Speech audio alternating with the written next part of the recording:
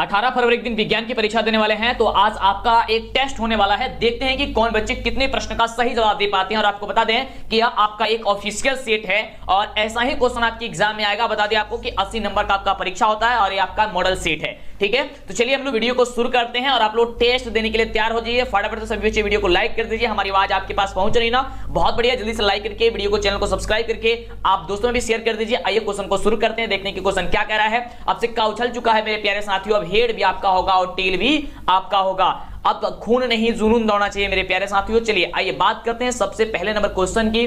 तो क्वेश्चन सबसे पहला नंबर ये रहा आपके स्क्रीन पे, जो कि काफी आसान क्वेश्चन है। पहला तो क्वेश्चन काफी आसान क्वेश्चन आ गया है कि प्रकाश के परावर्तन के नियम क्या होते हैं, आपको ये बताना है। तो इसका बिल्कुल राइट जवाब क्या हो जाएगा हम बताते रहेंगे, आप लोग नीचे कमेंट करके बताते रहिएगा। जब आपको हम सही उत्तर बताएंगे आप मिलाते चले जाइएगा कितने प्रश्न आप सही दिए हैं। आप लोग नीचे कमेंट करके हमें बता दीजिएगा कि आपने कितने प्रश्न का सही जवाब दिया है। तो इसका ऑप्शन हो जाएगा ऑप्शन बी कि प्रकाश के परिवर्तन के कितने नियम होते हैं, 2 नियम होते हैं। पहला नियम होता है कि आपतित किरण परिवर्तित किरण आपतन बिंदु पर डाला गया तीनों एक ही तल में होता है। और दूसरा नियम होता है कि आपतन कोण परावर्तन कोण के बराबर होता है, यानी कि कोण आई बराबर कोण आर होता है। अगला क्वेश्चन आपके स्क्रीन पे ये रहा। अब काफी शानदार क्वेश्चन है। प्रश्न कह रहा है कि वायु में गमन करती प्रकाश की किरण जल में तिरछी प्रवेश करती है, यह किरण क्या होगी? या विलंब की ओर झुकेगी, दूर हटेगी, या सीधी जाएगी, या फिर अपरिवर्तित रहेगी? तो बिल्कुल इसका राइट जवाब हो जाएगा ऑप्शन नंबर ई। फटाफट से कमेंट करते रहिए, हमें बताते रहिए। ठीक है, क्या हो जाएगा? ऑप्शन आपका ए हो जाएगा कि अवलंब की ओर या झुक जाएगी। चलिए बात करते हैं अगले नंबर प्रश्न की। अगला नंबर प्रश्न ये रहा आपके स्क्रीन पे। जिस प्रकार से आपके एग्जाम में क्वेश्चन पूछा जाएगा 80, उसी प्रकार से आपका ये टेस्ट हो रहा है, यानी कि आपको 80 क्वेश्चन पूछा जाएगा। इसमें से आपको 40 प्रश्न तो कंपलसरी है, यानी कि आपको जवाब देना ही देना है और इसी प्रकार से आपको एग्जाम में देना है। लेकिन यहाँ पे 80 क्वेश्चन को कोशिश कीजिएगा जवाब देने की। ठीक है, 80 में 80 आपको लाना है, फटाफट से आपको जवाब देना है। चलिए, तो अगला क्वेश्चन है कि निम्नलिखित में किस लेंस को अपसारी लेंस कहा जाता है? एक अभिसारी लेंस होता है, एक अपसारी लेंस होता है। तो याद करके रखिएगा कि अवतल लेंस जो होता है उसे हम लोग अपसारी लेंस कहते हैं और उत्तल लेंस को हम लोग कहते हैं अभिसारी लेंस, यानी कि ऑप्शन इसका ऑप्शन बी नंबर जो होगा वह बिल्कुल राइट जवाब हो जाएगा। आपके अंदर बाबू खून नहीं, अब जुनून दौड़ना चाहिए। काफी कुछ ही पल आपके एग्जाम में बाकी लगा हुआ है, यानी कि आपका एग्जाम अब नजदीक आ चुका है। अगला क्वेश्चन आपके स्क्रीन पे है कि किसी बिंब का वास्तविक तथा समान साइज का प्रतिबिंब प्राप्त करने के लिए बिंब को उत्तल लेंस के सामने कहां रखे जाना चाहिए? किसी बिंब का वास्तविक तथा समान साइज का यदि हम प्रतिबिंब बनाना चाहते हैं तो उसको कहां रखें? तो लेंस के फोकस के दूरी की दुगुनी पर हम लोग रखना जाना चाहिए, यानी कि 2f पे हम लोग को रखा जाना चाहिए, यानी कि वक्रता केंद्र C पे रखा जाना चाहिए। अगर वक्रता केंद्र दिया रहता तो भी सही होता, लेकिन यहाँ पे ऑप्शन दिया गया है लेंस के फोकस दूरी की दुगुनी पर, यानी कि ये थोड़ा सा घुमा करके आपसे बोला गया है। तो इसी तरह का क्वेश्चन आपके सीधे एग्जाम में देखने को मिलेगा। चलिए बहुत बढ़िया। अगला क्वेश्चन आपके स्क्रीन पे बहुत फटाफट जवाब देने का प्रयास कीजिए। अगला क्वेश्चन है बहुत ही शानदार प्रश्न की मानव नेत्र जिस भाग पर किसी वस्तु का प्रतिबिंब बनता है वह क्या कहलाता है? यानी कि मानव नेत्र के जिस भाग पर किसी वस्तु का प्रतिबिंब बनता है उसे हम लोग क्या कहते हैं? उसे हम लोग कहते हैं रेटिना या फिर दृष्टिपटल। क्या हो जाएगा आपका ऑप्शन नंबर जो बी नंबर दिया गया है, ये डी नंबर, ये आपका राइट जवाब हो जाएगा। डी नंबर क्या हो जाएगा?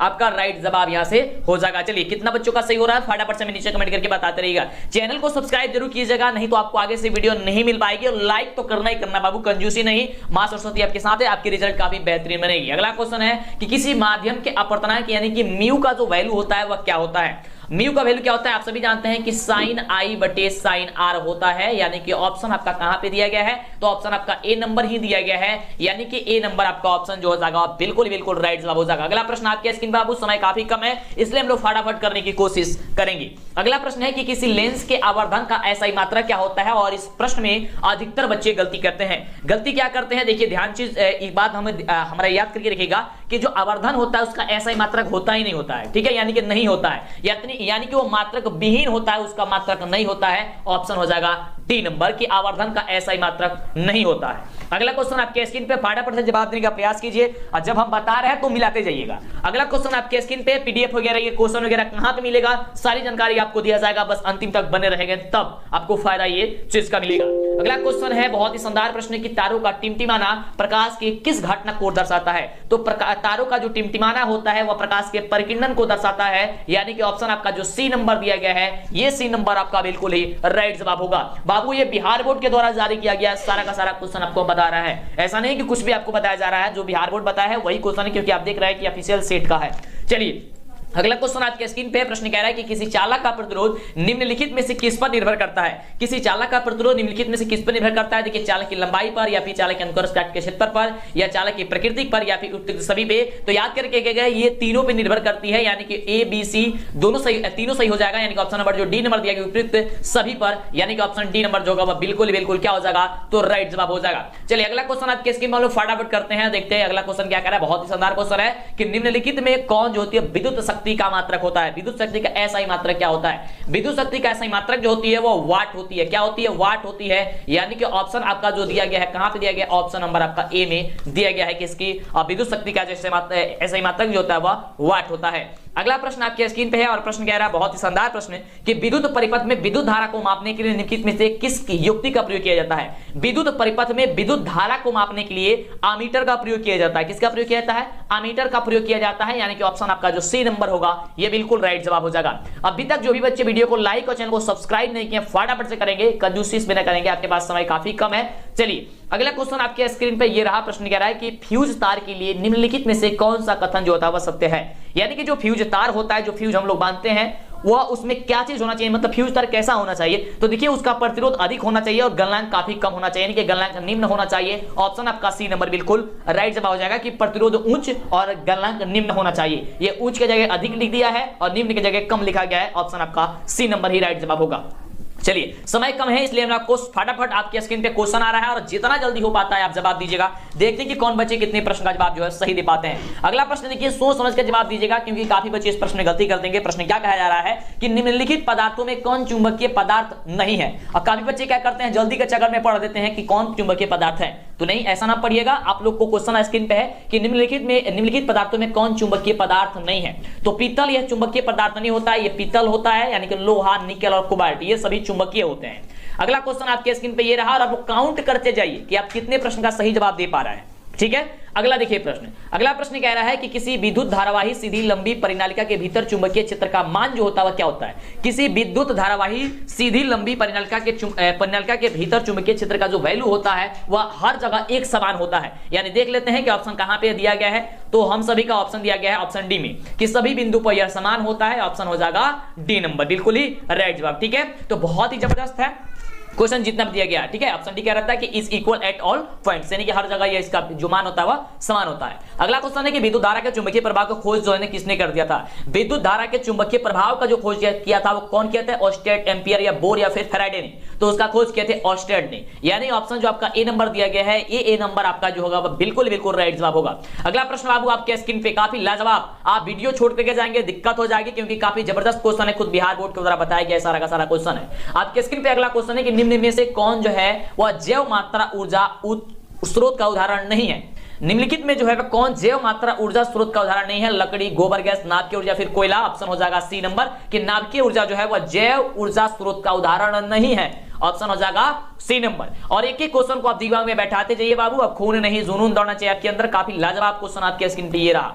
आपके एग्जाम में काफी कम समय बचा हुआ है, जो भी बताया जा रहा है आप कंप्लीट उसको याद कर लीजिए क्योंकि यही सभी क्वेश्चन आपके एग्जाम में आता है, इससे बाहर नहीं आता है। अगला क्वेश्चन आपके स्क्रीन पे कि Na2SO4 यानी कि सोडियम सल्फेट और बेरियम क्लोराइड यानी कि BaCl2 से बनता है BaSO4 यानी कि बेरियम सल्फेट और 2NaCl यानी कि सोडियम क्लोराइड। यहां पे पूछा जा रहा है कि निम्नलिखित अभिक्रिया में किस प्रकार की अभिक्रिया हुई है। आप सभी अभिक्रिया के बारे में तो जानते ही हैं कि संयोजन अभिक्रिया क्या कहती है, द्विविस्थापन अभिक्रिया क्या कहती है, वियोजन अभिक्रिया क्या कहती है और विस्थापन अभिक्रिया क्या कहती है। इस ऑप्शन से आपको चेक करना है कि इसका राइट जवाब जो होगा वह क्या चीज होगा। तो ध्यान दीजिएगा, एक एक करके हम कोशिश करना चाहेंगे। एक बार आपको रिवीजन के लिए हम बता दें कि संयोजन अभिक्रिया क्या होता है। तो सिंपल भाषा में आपको समझाने का प्रयास करेंगे कि दो छोटा छोटा पदार्थ मिलकर अगर एक बड़ा पदार्थ का निर्माण कर देगा उससे हम लोग कहेंगे संयोजन। यानी कि अगर दो जो होंगे आपका पदार्थ मिलकर के एक बड़े पदार्थ का निर्माण कर देते हैं उसे कहते हैं संयोजन। द्विविस्थापन का मतलब होता है जिसमें आयनों का आदान प्रदान होता है, वे द्विविस्थापन अभिक्रिया होती है। वियोजन अभिक्रिया कौन होता है, तो एक बड़ा पदार्थ यानी कि एक बड़ा अभिक्रिया आपका एक टूट करके जैसे कि CH3 टूट करके Ca और CO2 में बढ़ जाता है, उसे हम लोग कहेंगे क्या चीज, वियोजन अभिक्रिया। यानी कि एक बड़ा पदार्थ टूट करके छोटे पदार्थ में बढ़ जाता है, उसे हम लोग वियोजन अभिक्रिया कहते हैं। विस्थापन अभिक्रिया क्या होता है, कि वैसी अभिक्रिया जिसमें एक अधिक क्रियाशील तत्व अपने से कम क्रियाशील तत्वों को विस्थापित कर देता है, यानी कि हटा देता है, उसे हम लोग विस्थापन अभिक्रिया कहते हैं। और वही काम यहाँ पे ऑप्शन नंबर ये क्वेश्चन नंबर 17 में हुआ है कि Na2SO4 में क्या ध्यान से देखेंगे तो Ba जो है आपका इसका जो Na से यानी कि SO4 से इसका स्थान हटा दिया है और खुद वहां पे आ चुका है। आप देख पा रहे हैं, ध्यानपूर्वक आप गौर करेंगे तो देखेंगे यहाँ पे Na2 था लेकिन अब यहाँ पे BaSO4 हो गया है, यहाँ पे जो Na2SO4 था वो, ठीक है, यानी कि उसका स्थान बदल दिया है, चेंज कर दिया, उसे हटा करके खुद अपने ही आ चुका है, यानी कि हो जाएगा आपका विस्थापन अभिक्रिया। अगले प्रश्न की बात करते हैं। अगला प्रश्न आपके स्क्रीन पे ये रहा। प्रश्न काफी जबरदस्त क्वेश्चन है कि अम्लीय वर्षा का मान जो होता है पीएच मान कितना होता है। पीएच मान आपको बताना है कि अम्लीय वर्षा का पीएच वैल्यू जो होती है वो कितनी होती है। तो अम्लीय विलयन के पीएच जो वैल्यू होती है वो 5.6 होती है, जब यानी कि अम्लीय वर्षा होती है। और अम्ल का आप लोग पीएच मान अक्सर जानते हैं कि 7 से कम ही होता है। तो जो पीएच मान यानी कि अगर किसी जल का मान 5.6 से कम हो जाएगा तो वो उससे हम लोग कहेंगे क्या चीज, ये अम्लीय हो जाएगी, ये अम्लीय। और वर्षा में यही घटना होती है जो काफी ज्यादा इमारतें यानी कि जो बिल्डिंग होती है वो क्षतिग्रस्त हो रही है और चर्मरोग होने की संभावना सबसे ज्यादा होती है अम्लीय वर्षा होती है। तो यानी कि अम्लीय वर्षा का मान कितना होता है, पीएच मान कितना होता है, 5.6 होता है। जो बच्चे 5.6 दे रहे होंगे उनका बिल्कुल राइट जवाब है। अगला क्वेश्चन आपके स्क्रीन पे काफी लाजवाब क्वेश्चन है कि NaHCO3 यौगिक का प्रचलित जो नाम होता है वो क्या होता है। NaHCO3 कहने का मतलब क्या, सोडियम बाइकार्बोनेट। सोडियम बाइकार्बोनेट हम लोग क्या करते हैं, खाने का सोडा करते हैं, यानी कि आपको बेकिंग सोडा के नाम से भी इसे जाना जाता है, यानी कि ऑप्शन नंबर बी हो जाएगा। क्या हो जाएगा, बेकिंग सोडा हो जाएगा, यानी कि ऑप्शन आपका बी नंबर जो होगा वह बिल्कुल राइट जवाब हो जाएगा। मैथ का क्लास अगर आप नहीं ले पा रहे हैं तो फटाफट से लेंगे, नीचे डिस्क्रिप्शन में हम कोशिश करेंगे लिंक डाल देने के लिए, या इस चैनल पे उपस्थित है। और मैथ जो है आपका वही आपका रिजल्ट बनाएगा। जो बच्चे मैथ में फेल हो गए उनका रिजल्ट अच्छा नहीं आ पाता है, क्योंकि देखिए मैथ में अगर रिजल्ट आपका कम आया तो समझिए कि सब कुछ पढ़ाया बेकार हो जाएगा। तो मैथ पे ज्यादा ध्यान दीजिए, आप प्रतिदिन जो क्या कीजिए, अब रिवीजन भी करते रहिए, ठीक है। या अब आपके पास तो समय नहीं है, फिर भी कोशिश कीजिए जो भी हो एग्जाम देने से पहले जैसे भी हो वैसे आप कर लें। अगला क्वेश्चन है कि अपच का उपचार करने के लिए इनमें से कौन से औषधि का उपयोग करते हैं। यानी कि अपच होता है, ये जब हम लोग भोजन करते हैं तो कभी कभी ऐसा होता है कि खाना पचता नहीं है, तो उसको मतलब कि ठीक करने के लिए, उसको पचाने के लिए किस चीज का उपयोग किया जाता है, आपको ये क्वेश्चन पूछा जा रहा है। काफी शानदार क्वेश्चन है, आपको बता रहे हैं। लेकिन अभी तक जो भी बच्चे वीडियो को लाइक नहीं किए हैं, वीडियो पसंद आ रहा है, लग रहा है कि आपके लिए कुछ किया जा रहा है, तो फटाफट जल्दी से वीडियो को लाइक और चैनल को सब्सक्राइब कीजिए, दोस्तों में शेयर कीजिए, क्योंकि समय काफी ही कम है। इसका राइट जवाब हो जाएगा ऑप्शन नंबर सी कि एंटासिड होता है। क्या होता है बाबू, एंटासिड होता है। यानी कि जो हाजमोला आप लोग खाते हैं उसमें भी एंटासिड आपको कुछ मात्रा पाई जाती है, या जो भी होता है आपके अगर अपच हो गई होगी और उसको पचाने के लिए अगर किया जाए तो एंटासिड का ही उपयोग हम लोग दवाई के रूप में करते हैं। अगर आप भी चाहते हैं ऑनलाइन लर्निंग ऐप आपको अपनी भाषा में सिखाए, तो आज आपको एक ऐसी ऐप बताने वाले हैं जो सीबीएसई या अन्य स्टेट बोर्ड के साथ कॉम्पिटिटिव एग्जाम को क्रैक कराने का भरोसा दिलाता है। इसके लिए आज आपको हम डेली लर्न एजुकेशन प्लेटफॉर्म के बारे में बताना चाहेंगे, जो डेली हंट के द्वारा तैयार किया गया है। इसकी सबसे बड़ी खूबी बड़े शहरों के साथ साथ छोटे शहरों को लेकर ग्रामीण भागों तक अच्छी क्वालिटी पहुंचाने का काम करता है। यहाँ पर अंग्रेजी ही नहीं बल्कि हिंदी में भी आप पढ़ाई कर सकते हैं। डेली लर्न के ऑनलाइन प्लेटफॉर्म पर 500 से अधिक कोर्सेज उपलब्ध है, जो काफी सारी फ्री है। साथ ही जेईई नीट की बेहतरीन तैयारी के लिए आज ही स्कॉलरशिप टेस्ट के लिए रजिस्टर्ड हो सकते हैं, जिसका लिंक डिस्क्रिप्शन में दे दिया गया। देखिए क्वेश्चन आपके स्क्रीन पे है। अगला क्वेश्चन काफी बढ़िया क्वेश्चन है और क्वेश्चन हमने आपको पूछा भी था एक बार और। चींटी के डंक एवं चींटी के डंक एक अम्ल छोड़ जाते हैं जिनके कारण जलन एवं दर्द का अनुभव होने लगता है, यह अम्ल निम्नलिखित में से कौन से। यानी कि थोड़ी सी क्वेश्चन घुमा करके पूछा गया, सीधा साहब में यह क्वेश्चन पूछ देता है कि चींटी के डंक में क्या पाया जाता है, तो बात तो एक ही होता। लेकिन क्वेश्चन पूछा गया कि चींटी के डंक एक अम्ल छोड़ जाते हैं जिसके कारण क्या होता है, जलन होता है, दर्द होने लगता है। यानी कि जब चींटी काटती है तो जलन या दर्द होती है, तो आखिर उसमें कौन सा अम्ल पाया जाता है। उसमें पाया जाता है, सबको पता है, मेथोनोइक अम्ल पाया जाता है। कौन सा अम्ल पाया जाता है, मेथोनोइक अम्ल पाया जाता है। कहीं कहीं क्या होता है कि मेथोनोइक अम्ल की जगह आपका फॉर्मिक एसिड दे जाए, फॉर्मिक अम्ल दे दिया जाता है, ठीक है, तो वो भी आपका सही जवाब हो जाएगा। यानी कि मेथोनोइक अम्ल का नाम जो होता है वह फॉर्मिक अम्ल भी होता है। अगले प्रश्न की बात करते हैं कि अगला प्रश्न हम सभी का क्या कह रहा है। तो अगला प्रश्न आपके स्क्रीन पे है और प्रश्न कह रहा है, काफी शानदार क्वेश्चन है कि ऑक्जेलिक जो अम्ल होता है वो निम्नलिखित में से किस में पाया जाता है। यानी कि आपको 4 ऑप्शन दिया गया है कि ऑक्जेलिक अम्ल किस में पाया जाता है, आपको बताना है। यहां से 4 ऑप्शन से चूज करके, तो देखिए आप सभी को पता होनी चाहिए कि सिरका में एस्टिक अम्ल पाया जाता है, इमली में टार्टिक अम्ल पाया जाता है, संतरा में क्या पाया जाता है, आपको सिट्रिक अम्ल पाया जाता है, और टमाटर में क्या पाया जाता है, तब ये ऑक्जेलिक अम्ल पाया जाता है। यानी कि ऑप्शन जो आपका ए नंबर है वो आपका राइट जवाब हो जाएगा कि ऑक्जेलिक अम्ल टमाटर में पाया जाता है। ठीक है, चलिए बात करते हैं अगले प्रश्न की कि अगला प्रश्न हम सभी का जो है वो क्या कह रहा है। काफी बच्चे जवाब दे रहे हैं, तो बहुत अच्छी बात है यार। देखिए एक एक क्वेश्चन को जवाब देने का प्रयास कीजिए, सभी क्वेश्चन को पढ़िए, समझिए और याद कर लीजिए, ठीक है। और आपको बता रहे हैं कि क्वेश्चन सारा कहां पे मिलेगा, पीडीएफ ग्रुप में या मोबाइल में ओपन करके भी देख सकते हैं, वीडियो न देखे तब भी, ठीक है, काम चल जाएगा। लेकिन आपको वीडियो देखना भी बहुत जरूरी है, क्योंकि देखने से आपको बहुत ज्यादा जल्दी जो है वह याद हो जाती है। कान में ईयरफोन लगा करके आप रजाई में, ठंडी का मौसम है, आप उसमें जाकर के अच्छे से पढ़ते रहिए। अगला क्वेश्चन कह रहा है कि CaSO4.5H2 निम्नलिखित में से किस यौगिक का रासायनिक रासायनिक सूत्र है बाबू। ये कह रहा क्वेश्चन कि CaSO4, ठीक है। और देखिए इस क्वेश्चन में काफी बच्चे गलती कर देते हैं, ठीक है। कुछ बच्चों को तो समझ में नहीं आता है कि किसका क्या है ये, यानी कि इसका जो सूत्र है वो कौन सा होगा। तो आप बताना चाहेंगे इसका जो सूत्र हो जाएगा, ये सूत्र आपका होता है प्लास्टर ऑफ पेरिस का, लेकिन इसमें केवल 2 हो जाता है, यानी कि CaSO4 इंटू 2H2 अगर हुआ तो ये हो जाएगा आपका जिप्सम, लेकिन हाफ H2 है, यानी कि आपका क्या हो जाएगा, ये आपका प्लास्टर ऑफ पेरिस के रूप में रहेगा, ठीक है। चलिए समझ में आ रहा है ना, चलिए बहुत बढ़िया। और जो बच्चे जवाब दे रहे हैं तो समझिए कि बहुत बढ़िया बात है यार। फटाफट से देखिए एक एक क्वेश्चन जो आपको हम बताते हैं वो ऐसा मत करके अनदेखा कर दें, आप वीडियो ना देखें फिर आगे आपको पछताना पड़ेगा, क्योंकि पिछले साल जैसे हमने तैयारी कराया था सारा का सारा बच्चों का जो है काफी जबरदस्त रिजल्ट आया था और मेरा चैनल नंबर 1 था, आपको पता होनी चाहिए। और इस साल भी आपको एकदम धमाल मचाना जाकर के परीक्षा में। अगला क्वेश्चन आपके स्क्रीन पे, तो फटाफट से वीडियो को लाइक और चैनल को सब्सक्राइब कर लीजिएगा।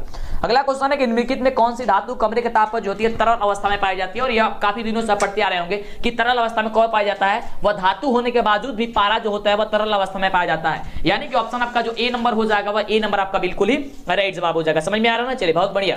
अगले क्वेश्चन की बात करते हैं, तो अगला क्वेश्चन आपके स्क्रीन पे बहुत ही शानदार प्रश्न है। प्रश्न कह रहा है कि नाइट्रोजन के 2 परमाणुओं के बीच कितने अबंध होते हैं। जो नाइट्रोजन होता है उसके 2 परमाणुओं के बीच कितने अबंध बनाए जाते हैं, यानी कि उसके 3 अबंध होते हैं, यानी ऑप्शन आपका जो सी नंबर कह रहा है ये सी नंबर बाबू आपका बिल्कुल ही राइट जवाब हो जाएगा।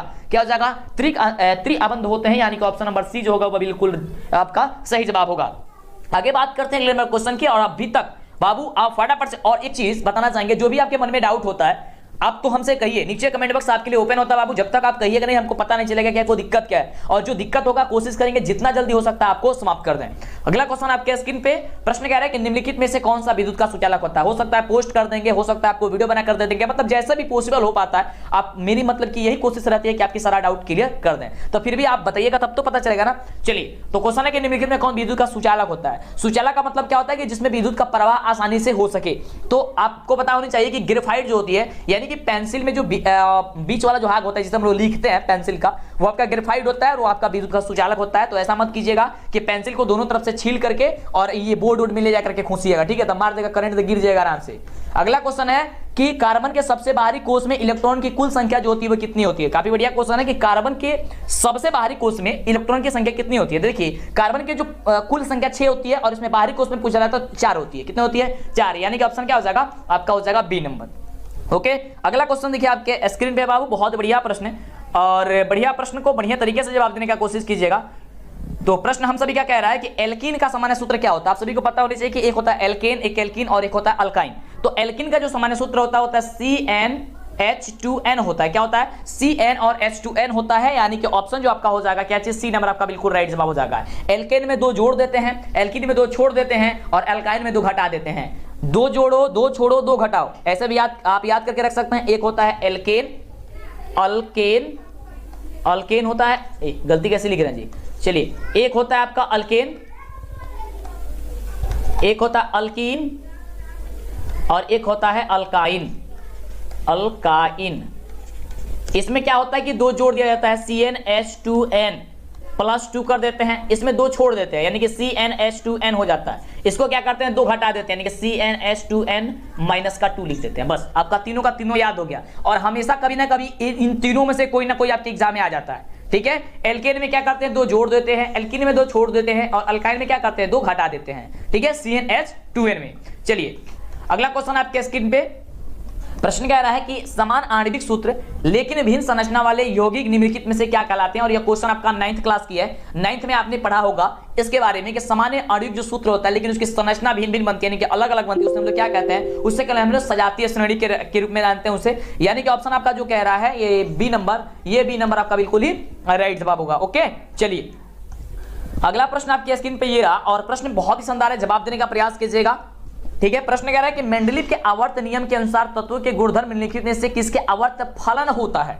मेंडलीव के आवर्त नियम कौन सा, तत्वों के गुणधर्म निम्नलिखित में से किसके आवर्त फलन होते हैं। तो एक चीज ध्यान रखिएगा, पहले मेंडलीव बताए थे इसे आवर्त परमाणु के द्रव्यमान यानी कि परमाणु भार की, लेकिन उसके बाद ये परमाणु की संख्या हो गया, लेकिन यहाँ पे मेंडलीव पूछा जा रहा है यानी कि इसका ऑप्शन नंबर बी होगा, ठीक है। मेंडलीव के ये आपको परमाणु द्रव्यमान के। ओके अगला देखिए, अगला प्रश्न बहुत ही बढ़िया प्रश्न है, कह रहा है कि आधुनिक आवर्त सारणी के उदर्ग जो स्तंभ होते हैं उसे हम लोग क्या कहते हैं। तो उदर्ग स्तंभ को हम लोग कहते हैं वर्ग। अब वर्ग का ही दूसरा नाम है समूह, ठीक है।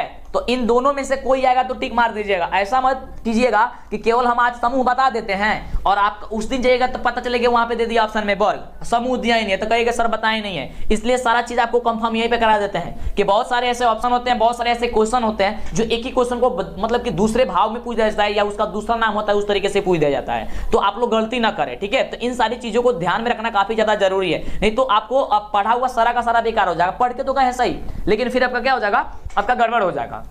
अगला देखिए क्वेश्चन, ये देखिए क्वेश्चन कह रहा है कि अम्ल राज्य में ये HCl जो होता है और HNO3 जो होता है, क्या होता है, HNO3 होता है कि अनुपात क्या होता है। तो इसका देखिए जो अनुपात होता है वह 3:1 होता है, ठीक है। ऑप्शन हो जाएगा आपका डी नंबर। ये आपका NCERT के जो आपका बुक है यानी कि जो साइंस की किताब है उसमें आपको 3rd नंबर लेसन में दिया हुआ है, और गूगल पे आप चेक कीजिएगा तो 1.3 देता है, लेकिन यहाँ पे 3.1 होगा। एक बार इजी आपने पढ़ा होगा तो 3:1 होगा, ठीक है। हमने भी इसको गूगल पे चेक किया कंफर्म करने के लिए, ठीक है। तो वहां पे भी 1:3 दिखा है, लेकिन किताब में जब हमने इसको देखा तो इसमें 3:1 था। तो इसका देखिए हम भी आपको बताना चाहेंगे कि 3:1 ही होगा। अगर यहाँ पे 3:1 के जगह अगर ऑप्शन ये नहीं रहता, अगर 1:3 रहता है तब उसको टिक कीजिएगा, ठीक है। लेकिन अगर 3:1 है तो आप 3:1 ही टिक कीजिएगा, क्योंकि आपके बुक में ये दिया गया है। अगला देखिए प्रश्न क्या है कि हरे पौधे कहलाते हैं। जो हरे पौधे होते हैं वो क्या कहलाते हैं, तो हरे पौधे आपको स्वपोषी कहलाते हैं। क्यों, क्योंकि हरे पौधे खुद ब खुद अपना भोजन बना लेते हैं। तो जो खुद ब खुद अपना भोजन बना लेंगे उनका ऑप्शन नंबर ए जो होगा वह राइट हो जाएगा। अब एक चीज यहाँ पे ध्यान दीजिएगा, यहाँ ऑप्शन में जो है उपयुक्त सभी दिया गया है, और अक्सर बच्चों के मन में दिमाग में यही रहता है कि जहां पे भी ऑप्शन उपयुक्त सभी रहा यानी कि सभी लिखा हुआ रहा वही ऑप्शन हो जाएगा। ऐसा नहीं होता है, हमेशा तो नहीं होता है, हम भी आपको बताते हैं कि ऐसा होता है। लेकिन देखिए ये आपका 80% ही संभव हो पाता है, लेकिन 20% में आपका नहीं हो पाता है। यानी कि कहीं कहीं आपका ऑप्शन देखिए सभी देने के बावजूद भी आंसर दूसरा होता है, जैसे कि यहाँ पे और सभी दिया है फिर भी ऑप्शन आपका ए नंबर होगा, क्योंकि स्वपोषी होता है। निर्जीवी तो होता नहीं है, परजीवी होता नहीं है। अगला देखिए क्वेश्चन, अगला प्रश्न आपके स्क्रीन पे है, काफी बढ़िया क्वेश्चन है। और क्वेश्चन देखिए कह रहे हैं कि छोटी आंत में पाया जाने वाला जो रसांगुल होगा बाबू, यहाँ पे रसांकुर लिखा गया है यहाँ पे, ठीक है। ये बिहार बोर्ड के द्वारा जो टाइप किया वो उसको गड़बड़ हो गया। रसांगुल क्या का कार्य क्या होता है, मतलब कि का कार्य है, तो ये आपका कार्य होता है स्वांगीकरण, यानी ऑप्शन हो जाएगा आपका डी नंबर। क्या हो जाएगा ऑप्शन डी नंबर हो जाएगा आपका, स्वांगीकरण हो जाएगा। ओके चलिए, तो इस तरीके से आपको याद करते रहिए, जिनको पता है वो बताते रहिए। और देखिए ये क्वेश्चन तो आप लोग सोच में पड़ गए होंगे कि ये क्वेश्चन कहां से आ चुका है। काफी बढ़िया क्वेश्चन है और इसको ध्यान दीजिएगा। लेकिन अभी तक जो बच्चे वीडियो को लाइक और चैनल को सब्सक्राइब अभी तक भी नहीं किया, सोच रहे हैं तो सोचना बंद कर दीजिए, क्योंकि समय कम है बाबू आपके पास। कह रहा है कि क्रेबस चक्र की क्रिया कहां पे होती है। क्रेबस चक्र की जो क्रिया होती है याद करके कि माइटोकॉन्ड्रिया में होती है। और माइटोकॉन्ड्रिया को क्या कहते हैं आप लोग ये बताइए, माइटोकॉन्ड्रिया हम लोग क्या कहते हैं आप लोग ये बताइए नीचे कमेंट में, 9th क्लास में पढ़े होंगे। अगला क्वेश्चन आपके स्क्रीन पे है और प्रश्न कह रहा है बहुत ही शानदार प्रश्न की, पादप में अनाक्षी श्वसन का अंतिम उत्पाद होता है क्या होता है। पादप में अनाक्षी श्वसन का अंतिम उत्पाद क्या होता है, याद करके रखिएगा। जिनको याद है बहुत अच्छी बात है, नीचे कमेंट के बताइए। अब नीचे जरूर बताइएगा कि आपने 80 प्रश्न में कितने प्रश्न का सही जवाब दे पाया है। इसका राइट जवाब होगा इथाइल अल्कोहल। उसका क्या होता है, इथाइल अल्कोहल होता है, यानी कि ऑप्शन हो जाएगा आपका सी नंबर। अगला देखिए प्रश्न क्या कह रहा है, बहुत बढ़िया प्रश्न है। पौधे में जल का परिवहन किसके द्वारा किया जाता है, तो देखिए पौधे में जो जल का परिवहन होता है वह किया जाता है जाइलम के द्वारा, और एक होता है फ्लोएम। फ्लोएम के क्या, देखिए एक चीज ध्यान से समझ लीजिए, क्योंकि ये क्वेश्चन आपके सब्जेक्ट में पूछा जाता है। जाइलम और फ्लोएम क्या होता है। जाइलम वो होता है कि जो नीचे से यानी कि मिट्टी से खनिज लवण जल को अवशोषित करके पत्तियों तक पहुंचा दे, और जो पत्तियों में भोजन तैयार होता है सूर्य की उपस्थिति में, उस जब वो भोजन तैयार होता है तब फ्लोएम का कार्य होता है कि पौधे के पूरे भाग में भोजन को पहुंचाना। यानी कि जल का कार्य कौन करता है, तो जाइलम करता है। खनिज लवण का कार्य कौन करता है, जाइलम करता है। भोजन तैयार हो जाता है उसको पहुंचाता कौन है, यानी कि फ्लोएम को, ठीक है, फ्लोएम करता है। यानी कि अगर कुछ मटेरियल लेकर के आए, जैसे कि अगर खाना बनाने के लिए अगर रसोईया में अगर आप सब्जी वगैरह लेकर के आ रहे हैं तो आप जाइलम हुए, लेकिन खाना बनने के बाद से जो खाना को परोस रहा है, खाना लेकर के जा रहा है, किसी को खिला रहा है, उसको हम फ्लोएम कह देंगे, ठीक है। इस तरह के आसान भाषा से भी आप समझ सकते हैं। अगला प्रश्न कह रहा है कि खुला परिसंचरण तंत्र किसमें पाया जाता है। खुला परिसंचरण तंत्र, तो खुला जो परिसंचरण तंत्र होता है आपको बताना चाहेंगे, आपके ऑप्शन में कॉकरोच होगा। हर जगह क्वेश्चन में कॉकरोच ऑप्शन होता है, लेकिन यहाँ पे कॉकरोच ऑप्शन नहीं दिया गया, यहाँ पे तितली दिया गया है, तो आपका ऑप्शन हो जाएगा तितली। अगर कॉकरोच ऑप्शन होगा तो ऑप्शन डी होगा, और आप भी एग्जाम में जाइएगा तो तितली ऑप्शन देकर के कॉकरोच ऑप्शन दी जाएगा, क्योंकि जब आप एग्जाम देने जाइएगा तब ये मॉडल पेपर में क्वेश्चन को छापा गया है, यहाँ पे प्रिंट किया गया है, तो यहाँ पे तितली ऑप्शन दे दिया गया भले ही, लेकिन अधिकतर जो होती है 90% चांस होती है कि आपको ऑप्शन में कॉकरोच देखने को मिलेगा, और वही आपका होगा खुला परिसंचरण तंत्र में, ठीक है। चलिए अगला क्वेश्चन आपके स्क्रीन पे ये रहा। प्रश्न कह रहा है कि इनमें कौन पादप उत्सर्जी पदार्थ नहीं होता है। पादप उत्सर्जी पदार्थ इसमें से कौन जो है वह नहीं होता है, आपको ये बताना है, ठीक है। टैनिन, रेजिन, लैक्टेस या फिर स्टार्च। यानी कि देखिए पादप उत्सर्जी यानी कहने का मतलब हो गया कि जो पेड़ पौधे होते हैं उसमें से जो अपशिष्ट पदार्थ कह देंगे आप, वह कौन इसमें से नहीं है, कौन इसमें से नहीं है, आपको ये बताना है। तो देखिए टैटिन भी जो है आपका अपशिष्ट पदार्थ होता है, रेजिन भी आपका अपशिष्ट पदार्थ होता है पादप का, और लेक्टेक्स भी होता है आपका, ये आपका क्या नाम है, उत्सर्जी पदार्थ ये आपका होता है, और स्टार्च जो होता है ये नहीं होता है, स्टार्च नहीं होता है, यानी कि ऑप्शन नंबर हो जाएगा डी नंबर। यानी कि पेड़ के पत्ती आपको गिर जाना देखते हैं कि पेड़ आम के पेड़ में देखते हैं कि उसमें गोंद जैसा मतलब कि निकल जाता है ना, जो चिपक जाता है काफी जगह, ठीक है। तो वो आपका ये आपका ये उत्सर्जी पदार्थ है, ठीक है। तो ये आप पूछा जाए कि कौन उत्सर्जी पदार्थ नहीं है, तो आपका ये हो जाएगा स्टार्च हो जाएगा। ओके, अगले प्रश्न की बात करते हैं। तो अगला प्रश्न आपके स्क्रीन पे है, काफी लाजवाब धमाल मचाने वाला प्रश्न है। कह रहा है कि इनमें कौन अमीनो अम्ल के विखंडन से बनता है। अमीनो अम्ल के विखंडन से जो होता है वह कौन बनता है, तो याद करके कि अमोनिया बनता है। क्या बनता है, अमोनिया, यानी कि HNO3 बनता है। और यहां पे भी ऑप्शन सभी दिया गया, तो ऐसा नहीं कि टिक कर दीजिएगा, ये गलती हो जाएगा, केवल अमोनिया बनता है, HNO3 ही बनता है, यानी कि ऑप्शन आपका हो जाएगा सी नंबर। अगले प्रश्न की बात करते हैं बाबू। अगला प्रश्न आपके स्क्रीन पे ये रहा। देखिए 40 क्वेश्चन हमने यहाँ पे कंप्लीट करा दिया आपको, और इसी तरीके से 40 क्वेश्चन आपको बनाने होंगे एग्जाम में, ठीक है। इसी तरीके का मतलब नहीं, मतलब कि आपको 80 में से किसी 40 को बना देना है, यानी कि 40 से क्वेश्चन को बनाना है आपके एग्जाम में, ठीक है। ऐसा नहीं मत कीजिएगा कि 80 में से बना दीजिएगा, ठीक है। 40 ही बनाना पड़ेगा, लेकिन यहाँ पे आपका 80 का 80 टेस्ट होगा, और 80 में आपको बताना है कि आप कितने प्रश्न का सही जवाब दे पा रहे हैं। प्रश्न कह रहा है कि इनमें से कौन अंतःस्रावी ग्रंथि है। अंतःस्रावी ग्रंथि कौन सी है, यकृत, लार ग्रंथि, या फिर श्वेत ग्रंथि, या फिर थायराइड ग्रंथि। तो ये होता है थायराइड ग्रंथि। थायराइड जो ग्रंथि होता है वो अंतःस्रावी ग्रंथि होती है, यानी कि ऑप्शन हो जाएगा डी नंबर। फटाफट से नीचे कमेंट करना ना भूले यार, कमेंट तो करते रहिए, क्योंकि देखिए जितना ज्यादा जवाब दीजिएगा उतना ही आपकी याददाश्त होगी, मजबूत होगी, यानी कि आपको क्वेश्चन याद करने की क्षमता अधिक होगी, ठीक है। क्योंकि आप जो जवाब दीजिएगा वो याद करने के सोच के जवाब दीजिएगा, जब आप सोचिएगा उतना ही अच्छा वो प्रैक्टिस हो जाएगा, रिवीजन हो जाएगा उसका। इसलिए बोलते हैं कि बार बार जवाब देना ना भूलेंगे, और लाइक करके दोस्तों में भी शेयर करते रहेंगे, जो बच्चे नहीं किए हैं उनके लिए, ठीक है। और जो बच्चे कर लिए बहुत अच्छी बात है। अगला है कि इनमें से कौन फल पकाने में प्रयुक्त होता है। फल पकाने में, तो फल जो पकता है, यानी कि जो मान लीजिए आम का फल है, उसमें कहते हैं आप कार्बाइड रख दीजिए, यानी कि एथिलीन का यूज किया जाता है, उसका नाम क्या है, एथिलीन, ठीक है। यानी ऑप्शन हो जाएगा क्या चीज, आपका हो जाएगा सी नंबर जी, ठीक है। सी नंबर हो जाएगा, एथिलीन का प्रयोग किया जाता है फल को पकाने के लिए। अगला देखिए प्रश्न कह रहा है कि इंसुलिन की कमी से कौन सा रोग होता है। इंसुलिन की कमी से कौन सा रोग होता है, आपको ये बताना। तो देखिए इंसुलिन के जो कमी से रोग होता है वो होता है मधुमेह रोग। कौन सी रोग होती है, तो मधुमेह रोग होती है, यानी कि ऑप्शन आपका हो जाएगा बी नंबर, ठीक है। मधुमेह रोग होती है, यानी कि मधुमेह रोग कहने का मतलब हो गया शुगर। काफी बच्चों को यह समझ में नहीं आ रहा कि मधुमेह रोग किसे कहते हैं। शुगर को, जो शुगर बीमारी होती है वो मधुमेह रोग कहते हैं उसको, ठीक है। चलिए, और अक्सर इस आजकल जो सबसे ज्यादा यह बीमारी हो रही है, ठीक है। अगला देखिए, अगला प्रश्न कह रहा है बहुत ही शानदार प्रश्न कि ईस्ट में अलैंगिक जन्म की कौन सी विधि होती है।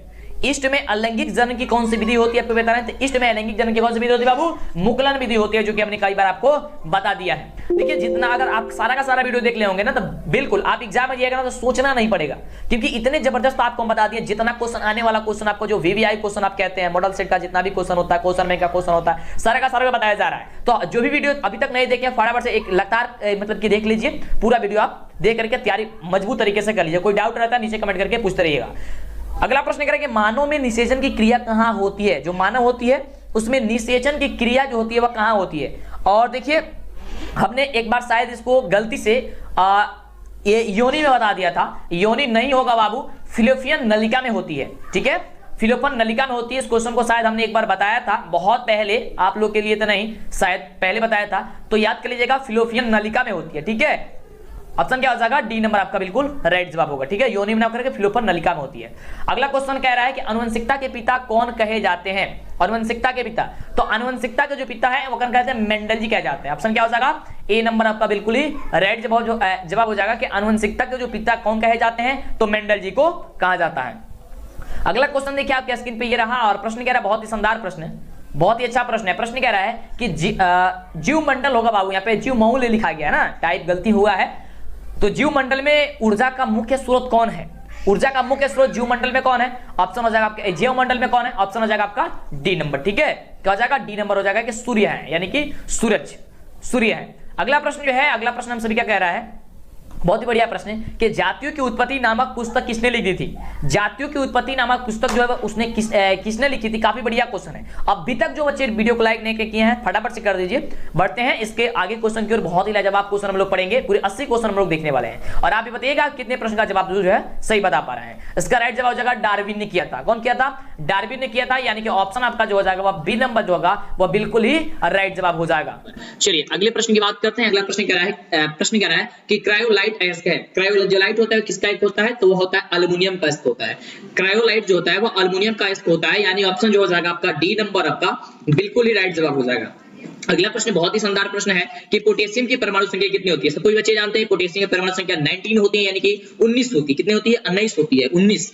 ठीक है, चलिए अगले प्रश्न की बात करते हैं। अगला प्रश्न कह रहा है कि फॉर्मिक अम्ल का IUPAC नेम क्या होता है। तो फॉर्मिक अम्ल का IUPAC नेम जो होता है वो मेथोनोइक अम्ल होता है, यानी ऑप्शन क्या हो जाएगा? ए नंबर हो जाएगा। और यही आपका चींटी के डंक में पाया जाता है या फिर नेटल के डंक में पाया जाता है। ठीक है, क्वेश्चन पूछा जाता है कि चींटी के डंक में कौन सा अम्ल पाया जाता है, तो मेथोनोइक अम्ल या फिर फॉर्मिक अम्ल। अगला प्रश्न कह रहा है कि इथाइल अल्कोहल का अणुसूत्र क्या होता है। तो इथाइल अल्कोहल का जो अणुसूत्र होता है बाबू होता है C2H5OH होता है, यानी ऑप्शन क्या हो जाएगा? सी नंबर आपका बिल्कुल राइट जवाब हो जाएगा। एकदम दिमाग में बैठा लेना है। ओके, चलिए आगे बात करते हैं अगले प्रश्न की। फटाफट से क्वेश्चन को करेंगे हम लोग। एकदम धमाल मचाने वाला क्वेश्चन आपके स्क्रीन पे आ गया कि अल्काइन कौन है। तो अल्काइन क्या है? तो C2H2। ठीक है, क्या? C2H2। ठीक है, C2H2। ओके, चलिए आगे बात करते हैं अगले प्रश्न की। अगला प्रश्न कह रहा है बहुत ही बढ़िया प्रश्न है, चीनी का रासायनिक सूत्र क्या होता है। चीनी का क्या होता है? तो 6C12H22O11 C12H22O11। ठीक है, क्या हो जाएगा? ऑप्शन नंबर हो जाएगा आपका बी नंबर। अगले प्रश्न की बात करते हैं। अगला प्रश्न बहुत ही शानदार प्रश्न है। प्रश्न कह रहा है कि एसिटिलीन में कार्बन कार्बन के बीच सहसंयोजक बंधन की संख्या कितनी होती है। कार्बन कार्बन के बीच जो एसिटिलीन में होता है वह कार्बन कार्बन के बीच कितने सहसंयोजक बंध होते हैं, जो कि बहुत ही बढ़िया क्वेश्चन है। इसका राइट जवाब हो जाएगा कि वह 3 होता है। कितना होता है? 3 होता है। ऑप्शन नंबर हो जाएगा डी नंबर। अगले प्रश्न की बात करते हैं। बहुत ही बढ़िया क्वेश्चन। प्रश्न कह रहा है कि श्वसन के अध्ययन के लिए उपयोग किया जाने वाला बीज कौन सा है। क्योंकि बहुत बढ़िया प्रश्न है कि श्वसन के अध्ययन के लिए उपयोग में लाने जाने वाला जो बीज है वो कौन है। तो श्वसन करने के है आपका अंकुरित बीज। क्या हो जाएगा? ऑप्शन नंबर बी नंबर हो जाएगा। ठीक है, अंकुरित बीज हो जाएगा। ऑप्शन नंबर 20 का बिल्कुल राइट जवाब हो जाएगा। अगले प्रश्न की बात करते हैं कि अगला प्रश्न सभी का क्या कह रहा है। तो अगला प्रश्न है बहुत बढ़िया प्रश्न की मानव वृक्क किस प्रणाली का एक हिस्सा है। तो मानव बीज जो होता है वह एक उत्सर्जन की है। क्या चीज है? उत्सर्जन। मानव जो वृक्क होता है किसका होता है? उत्सर्जन का होता है। ऑप्शन नंबर हो जाएगा आपका डी नंबर। अगले प्रश्न की बात करते हैं। तो अगला प्रश्न हम सभी का बहुत बढ़िया प्रश्न है। प्रश्न है कि पौधों में जाइलम निम्नलिखित में से किसके परिवहन के लिए जिम्मेदार है। बहुत बढ़िया प्रश्न है कि जाइलम। तो देखिए जाइलम जो होता है वह आपका पानी के लिए होता है, लेकिन नीचे से मिट्टी से क्या होता है? खनिज लवण को या फिर जल को लेकर के जाता है पौधे के पत्तियों तक। फिर वहां पे भोजन तैयार होता है प्रकाश संश्लेषण की उपस्थिति में तैयार होने के बाद से फ्लोएम पूरे भागों में भोजन को पहुंचाता है। ठीक है, क्या हो जाएगा? इसका आंसर ऑप्शन हो जाएगा ए नंबर की पानी जाइलम का कार्य होता है। अगला प्रश्न कह रहा है यहाँ पे बहुत बढ़िया प्रश्न है। प्रश्न कह रहा है कि श्वसन के दौरान कौन सी गैस निकलती है। श्वसन के दौरान जो होती है वह कौन सी गैस निकलती है? आप सभी को पता है कि CO2 निकलती है, यानी कि ऑप्शन जो आपका ए नंबर है ये ए नंबर आपका बिल्कुल ही राइट जवाब हो जाएगा। ठीक है, चलिए आगे बात करते हैं अगले नंबर प्रश्न की। अगला प्रश्न हम सभी क्या कह रहा है। तो हम सभी का देखिए अगला नंबर प्रश्न बहुत ही शानदार प्रश्न है, काफी बार आपके एग्जाम में आ चुका है। और प्रश्न क्या कह रहा है कि फलों के पकने के लिए निम्नलिखित में से किससे नियंत्रित किया जाता है। फलों को पकाने के लिए तो एथिलीन होता है। क्या होता है? एथिलीन होता है, यानी ऑप्शन जो आपका सी नंबर कह रहा है ये सी नंबर आपका बिल्कुल ही राइट जवाब हो जाएगा। अगले प्रश्न की बात करते हैं जो कि बहुत बढ़िया प्रश्न है। प्रश्न कह रहा है न्यूरॉन का वह हिस्सा जहां जानकारी हासिल की जाती है। क्वेश्चन है कि न्यूरॉन का वह हिस्सा जहां पे जानकारी हासिल की जाती है वह क्या चीज है। तो वह है डेंड्राइट, यानी क्या है? डेंड्राइट हो जाएगा, यानी ऑप्शन हो जाएगा ए नंबर जो कि बिल्कुल राइट जवाब। अगले प्रश्न की बात करते हैं। अगला प्रश्न क्या कह रहा है? फटाफट से वीडियो को लाइक करेंगे यार, मां सरस्वती के नाम लेंगे, आपका रिजल्ट काफी जबरदस्त लाजवाब धमाल होगा।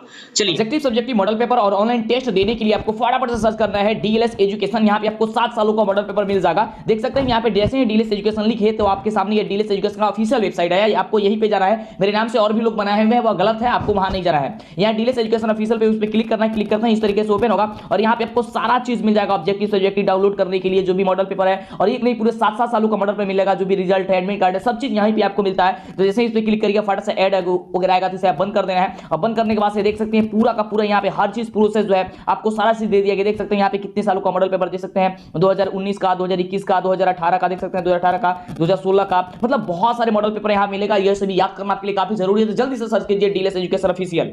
अगला प्रश्न आपकी स्क्रीन पे कि निम्नलिखित में कौन आपका आपातकाल का हार्मोन है? आपातकाल का हार्मोन आपका कौन है, इसमें से आपको ये बताना है। तो बहुत ही लाजवाब क्वेश्चन है, इसका जवाब हो जाएगा ऑप्शन नंबर ए कि एड्रीनेलिन है, यानी ऑप्शन आपका ए नंबर हो जाएगा बिल्कुल ही राइट जवाब हो जाएगा। अगले प्रश्न की बात करते हैं। तो अगला प्रश्न आप सबके स्क्रीन पे है। प्रश्न कह रहा है कि निम्नलिखित में से कौन सी अनैच्छिक क्रिया नहीं है? अनैच्छिक क्रिया नहीं है यानी कि कौन हमारे बस का है। बस बात इतना समझिए कि कौन किसे हम रोक सकते हैं, हम अपने अनुसार चला सकते हैं। उल्टी को नहीं, जब उल्टी आती है तो हम अगर रोकेंगे तो ये रुक नहीं सकते हैं। अत्यधिक लार निकलता है तो फिर अपने से कैसे रोक सकते हैं? ये रोक सकते हैं। दिल के धड़कना, दिल धड़क रहा है उसको कैसे रोकेंगे? रोकेंगे तो गए, काम से गए, ठीक है, तो ये नहीं कर सकते। ऑप्शन क्या हो जाएगा? सी नंबर हो जाएगा कि चबाना, क्योंकि भोजन को हम चबा रहे हैं तो उसको रोक भी सकते हैं। जब मन करेगा तब चबाएंगे, नहीं मन करेगा नहीं चबाएंगे, यार मेरी मर्जी है ना, आपकी मर्जी। चलिए अगला प्रश्न क्या हो जाएगा? ऑप्शन आपका हो गया डी नंबर है बिल्कुल राइट जवाब। अगला प्रश्न बहुत बढ़िया प्रश्न है कि मानव में गर्भ की अवधि कितनी होती है, यानी कि जो स्त्री होती है उनमें गर्भ की जो अवधि होती है वो कितनी दिन तक की होती है? तो आप सभी को पता है 9 महीने यानी कि 270 दिन तक होती है, ठीक है। 270 दिन जब तक पूरा नहीं होता है तब तक डिलीवरी होगा नहीं, यानी कि बच्चे की पैदाइश नहीं हो पाएगी। कभी कभी ऐसे संभव घटना में हो जाती है, ठीक है, लेकिन 270 दिन आपको मान करके ये चला जाता है। अगले प्रश्न की बात की जाते हैं। अगला प्रश्न क्या है कि गंगा एक्शन प्लान कब शुरू हुआ था? तो 1985 में शुरू हुआ था, यानी ऑप्शन क्या हो जाएगा आपका? ऑप्शन नंबर हो जाएगा बी नंबर। अगले प्रश्न की बात करते हैं। अगला प्रश्न सभी क्या कह रहा है, जो कि काफी बढ़िया क्वेश्चन है। प्रश्न कह रहा है कि मुकुलन द्वारा अलैंगिक जनन निम्नलिखित में किसमें होता है? मुकुलन द्वारा अलैंगिक जनन तो होता है इष्ट में, क्या हो जाएगा? इष्ट में होता है, यानी ऑप्शन जो आ जाएगा आपका ए नंबर बिल्कुल ही राइट जवाब हो जाएगा। अगला प्रश्न कह रहा है हम सभी का बहुत बढ़िया प्रश्न है। प्रश्न कह रहा है कि निम्नलिखित में से कौन सी बीमारी श्वसन तंत्र से संबंधित है? कौन सी बीमारी श्वसन तंत्र से संबंधित है? देखिए आपका बीमारी जो टीबी है और निमोनिया है, ये दोनों बीमारी जो है वह श्वसन तंत्र से संबंधित है, यानी ऑप्शन क्या हो जाएगा? बी और सी दोनों हो जाएगा। ऑप्शन नंबर डी इसका बिल्कुल राइट जवाब हो जाएगा। अगले प्रश्न की बात करते हैं। तो अगला प्रश्न हम सभी का है, बहुत बढ़िया प्रश्न है। प्रश्न कह रहा है कि मनुष्य और अन्य मांसाहारी जीव निम्नलिखित में से किसका पाचन नहीं कर पाते हैं? जो मनुष्य है और अन्य मांसाहारी जो जीव होते हैं किसका मुख्य रूप से पाचन नहीं करेंगे? तो वह सेलुलोज का यार नहीं कर पाएंगे, क्योंकि सेलुलोज तो आपको मानव में नहीं, ये आपको पौधे वगैरह करते हैं, ठीक है। ऑप्शन क्या हो जाएगा? बी नंबर हो जाएगा। अगला प्रश्न कह रहा है कि ब्रेन हेमरेज का मुख्य कारण क्या है? जो ब्रेन हेमरेज हो जाता है उसका मुख्य कारण क्या होता है? तो होता है हाइपरटेंशन। क्या होता है? हाइपरटेंशन होता है, यानी कि ऑप्शन क्या हो जाएगा? C number. होता है जब किसी का ब्रेन हेमरेज होता है तो आप कहते हैं कि बहुत ज्यादा टेंशन ले रहा था, ठीक है। चलिए अगला प्रश्न कह रहा है आपके स्क्रीन पे है कि निम्न में से कौन सी परजीवी पादप का उदाहरण क्या है? निम्न में से परजीवी पादप का उदाहरण जो है वह कौन सा है? तो वह है आपका कष्टकुटा, यानी ऑप्शन हो जाएगा बी नंबर। क्या हो जाएगा? कष्टकुटा, ऑप्शन बी नंबर बिल्कुल ही राइट जवाब। परीक्षा से पहले 5 मॉडल पेपर का टेस्ट देना मत भूलिएगा, क्योंकि यहीं से आपके परीक्षा में क्वेश्चन आएगा और इससे आपको अंदाजा लगेगा कि आपकी तैयारी कितनी हुई है, क्योंकि यहाँ पे रिजल्ट भी आपको दिखाएगा। जिस प्रकार से आपके यहाँ पे क्वेश्चन पूछा जाएगा सीधे आपकी परीक्षा में ऐसा ही क्वेश्चन रहेगा। इसके लिए आपको गूगल के क्रोम ब्राउजर में जाना है और आपको यहाँ पे सर्च करना है DLS एजुकेशन, जो चैनल का नाम है, जल्दी से सर्च कीजिए, या फिर नीचे डिस्क्रिप्शन में लिंक पे दिया गया है। आपके सामने यहाँ पे आएगा DLS एजुकेशन ऑफिशियल, तो आपको ऑफिशियल पे क्लिक करना है। क्लिक करते ही आपके सामने देख सकते हैं, यहाँ पे आपके सामने आ जाएगा बिहार बोर्ड मैट्रिक परीक्षा मॉडल पेपर लाइव टेस्ट। यहाँ पे लाइव टेस्ट होगा और आपको 5 मॉडल पेपर का हर एक सब्जेक्ट का होगा, वो कोई भी सब्जेक्ट हो, इस पे आपको क्लिक करना होगा। क्लिक करते ही आपके सामने यहाँ पे आ जाएगा और पूरे मॉडल सेट का यहाँ पे देख सकते हैं, विज्ञान का सबसे पहले आएगा, फिर मैथ का आएगा, यानी गणित का, फिर सामाजिक विज्ञान, फिर हिंदी, फिर संस्कृत, इस तरीके का आपका आएगा टेस्ट। और यहाँ पे देखिए एक एक मॉडल पेपर का आप टेस्ट दीजिए। जैसे कि पहले वाला यहाँ पे साइंस का दिया गया है, तो यहाँ पे क्लिक हेयर पे क्लिक कीजिएगा तो आपके सामने यहाँ पे क्वेश्चन आ जाएगा। देखिए किस तरीके से देना है, आपके सामने इस तरीके का आएगा पेज, तो यहाँ पे स्टार्ट लिखा हुआ मिलेगा, तो आपको स्टार्ट पे क्लिक करना है। ध्यान देंगे काफी बच्चे कंफ्यूज हो जाते हैं कि टेस्ट कैसे देना है, तो यहाँ पे आपको स्टार्ट पे क्लिक करना है। जैसे आप स्टार्ट पे क्लिक कीजिएगा तो आपके सामने कुछ इस प्रकार से आएगा। यहाँ पे आपको देखिए क्वेश्चन पूछा जाएगा और यहाँ पे आपके सामने ऑप्शन होगा, ठीक है। तो यहाँ पे आपको क्लिक करते चले जाना है, ठीक है। यहाँ पे सही और गलत दिखा देगा, उसके बाद से आगे पे क्लिक कीजिएगा तो ये नेक्स्ट क्वेश्चन आएगा। और इस तरीके से आपको जो भी क्वेश्चन आपको पता होगा तो आपको फटाफट से करके और आगे पे क्लिक करके चले जाना और लास्ट में आपको रिजल्ट दिखा देगा कि आपका रिजल्ट कितना हुआ है। तो सभी सब्जेक्ट का है यहाँ पे, तो जल्दी से टेस्ट दीजिए जाकर के, समय काफी कम है बाबू, और यहीं से क्वेश्चन आपके एग्जाम में आएगा। प्रश्न कह रहा है बहुत बढ़िया प्रश्न है। प्रश्न कह रहा है कि हृदय से रक्त को संपूर्ण शरीर में पंप किया जाता है, किसके द्वारा पंप किया जाता है? वो आपका हो जाएगा नीलय के द्वारा। किसके द्वारा हो जाएगा? नीलय के द्वारा हो जाएगा। ऑप्शन नंबर आपका बी नंबर बिल्कुल ही राइट जवाब हो जाएगा।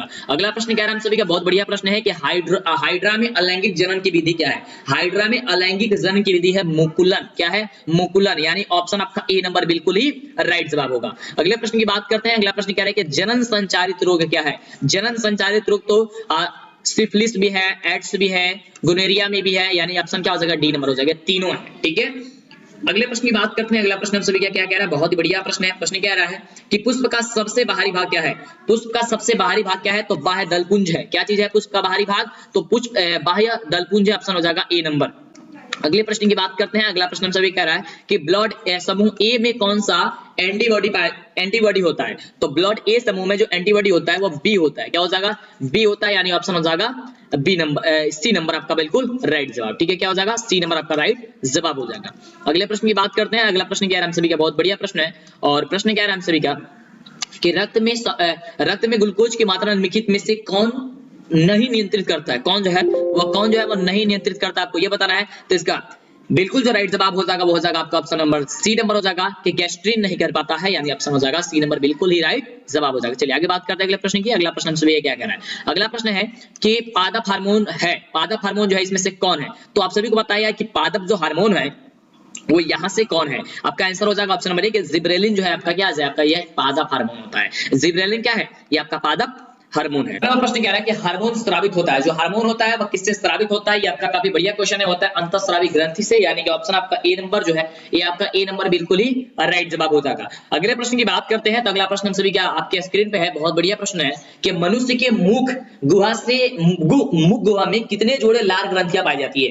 कितने जोड़े लार ग्रंथियां पाई जाती है? तो 3 जोड़े लार ग्रंथियां पाई जाती है, यानी ऑप्शन हो जाएगा सी नंबर आपका बिल्कुल राइट जवाब। अगला प्रश्न की बात करते हैं। तो अगला प्रश्न जो है बहुत बढ़िया प्रश्न है, कह रहा है कि एंड्रोजन जो है वो क्या चीज है? तो एंड्रोजन आपका मेल हार्मोन है। क्या चीज है? यह एक मेल हार्मोन है, यानी कि ऑप्शन आपका ए नंबर बिल्कुल ही राइट जवाब हो जाएगा। चलिए बात करते हैं अगले प्रश्न की, और यह रहा आपका लास्ट प्रश्न। इसके बाद हम बात करेंगे आपके सब्जेक्टिव क्वेश्चन की, यानी कि लघुत्तरीय और दीर्घोत्तरीय क्वेश्चन बताने वाले हैं, जो कि बिहार बोर्ड ने जारी किया है, जो कि काफी मस्त है, जबरदस्त है। तो वीडियो को लाइक और चैनल को सब्सक्राइब कर लीजिए। चाहिए तो आइए हम लोग क्वेश्चन कर लेते हैं 80 नंबर, फिर सब्जेक्टिव बात करते हैं। क्वेश्चन की मटर को अपने प्रयोग के लिए किसने चुना था? मटर को प्रयोग के लिए कौन किया था? तो मेंडल जी ने चुने थे, यानी ऑप्शन हो जाएगा आपका ए नंबर बिल्कुल ही राइट जवाब। चलिए आगे बात करते हैं। अब हम खंड ब में बात करेंगे सब्जेक्टिव क्वेश्चन में। तो सब्जेक्टिव क्वेश्चन में सबसे क्वेश्चन पूछा है, सबसे पहले क्वेश्चन पूछा जाता है भौतिक शास्त्र से। और भौतिक शास्त्र में कौन कौन सा इंपोर्टेंट क्वेश्चन है सब्जेक्टिव में? तो ध्यान दीजिएगा 1 से लेकर के 8 क्वेश्चन आपका लघुत्तरीय पूछा जाएगा। तो क्या क्या क्वेश्चन है ध्यान देंगे। प्रश्न सबसे पहला ही काफी बढ़िया क्वेश्चन है कि प्रकाश के अपवर्तन के नियमों को लिखिए, जो कि हमारे चैनल पे बताया गया है, आपको पढ़ाया गया है। आपको नहीं देखे वो वीडियो देख लीजिएगा। चलिए आगे बात करते हैं अगले क्वेश्चन की, काफी बढ़िया क्वेश्चन।